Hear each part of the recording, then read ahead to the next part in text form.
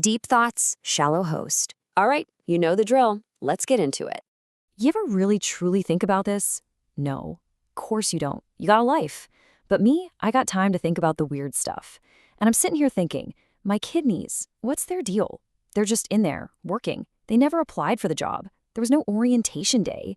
They just, poof, showed up, already clocked in, filtering all the garbage I put in my body.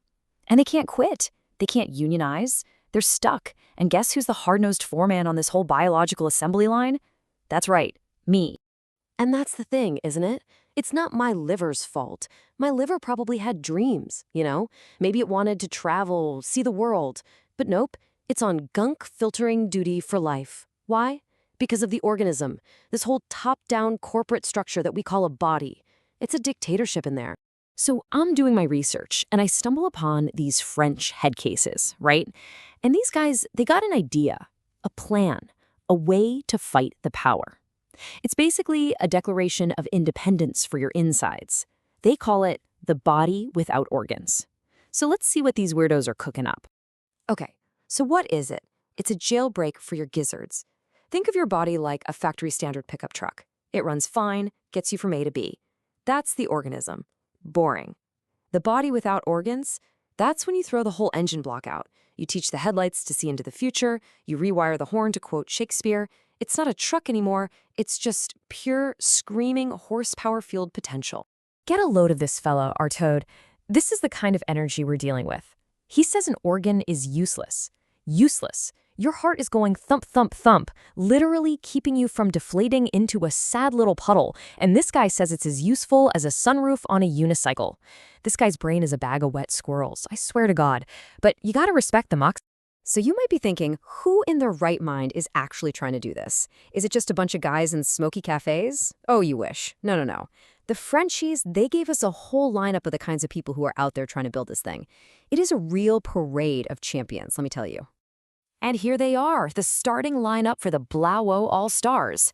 You got the hypochondriac, the paranoid, the drugged-out guy, and the masochist. The four horsemen of telling your pancreas to take a hike.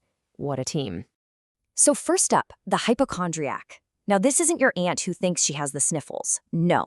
This is a guy who is 100% convinced his stomach resigned 2 weeks ago to pursue a passion project in cryptocurrency. In his head, the organs have already walked off the job. The lights are off, the machinery's been sold for scrap. He's just a walking for lease sign made of skin. Then you got the paranoid fella. This guy's convinced his spleen gets stolen every night by interdimensional art thieves. But they always return it by sunrise, perfectly cleaned and slightly improved. So his body is both constantly being destroyed by evil forces and constantly being rebuilt by miracle rays from space. Talk about a stressful existence. Oh, and here's a real innovator, the drugged body. This guy's all about that hustle culture, that optimization. Why have an indoor and an outdoor? That's old-fashioned. He wants to tear down the walls, create an open concept digestive plan.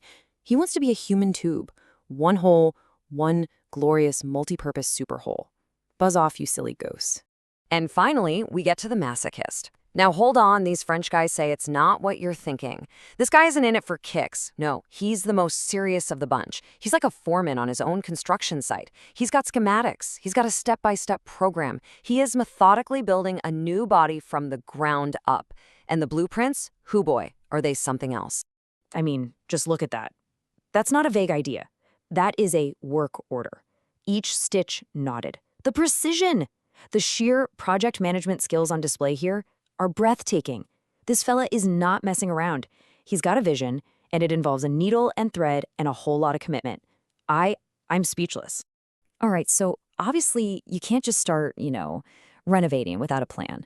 Apparently there are major risks involved. Who knew? The philosophers, they warn you. If you mess this up, you don't end up with a supercharged hot rod of a body. You end up as a complete and total goofball. And here are the 3 main ways you can totally botch the job.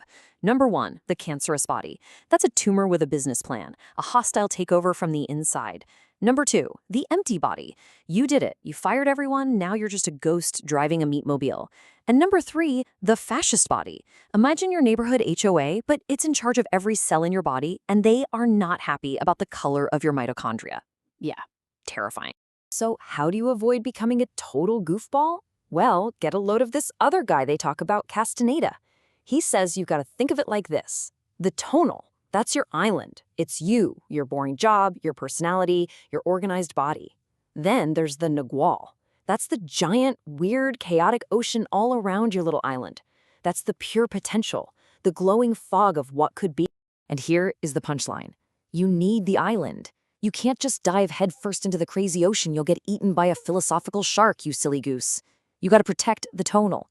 You protect your boring, organized self. You can dip your toe in the water, sure, but you don't blow up the lighthouse. You need a home base to come back to. So I read all that. I see the warnings, I see the weirdos, and naturally I think to myself, Uncle Bob can do this. How hard can it be? Right. So I'm going to make my own body without organs. But, I'm going to be smart about it. I'm going to take their advice, start small, be prudent. No need to start sewing things together on the first day. We'll just ease into it. A little home improvement project. First order of business, reassign a slacker body part. My elbows. Let's be honest. They're useless. Completely lazy. So I thought, okay, new job for you guys. You're on taste duty now. And I was committed. For a full week, every dinner, I'm just rubbing my elbows in spaghetti bolognese. For science. Gotta test the hypothesis. Well, the hypothesis was a bust. Didn't taste a single meatball. But I did permanently stain 3 of my favorite shirts. So I figured, okay, maybe taste is too advanced. What about something simpler, like math? My kneecaps. What do they do? Nothing but bang into furniture. Maybe they're secretly brilliant with numbers. So I get out my tax forms and let's just say my kneecaps are very, very bad at itemizing deductions. The IRS was not a fan of my methods.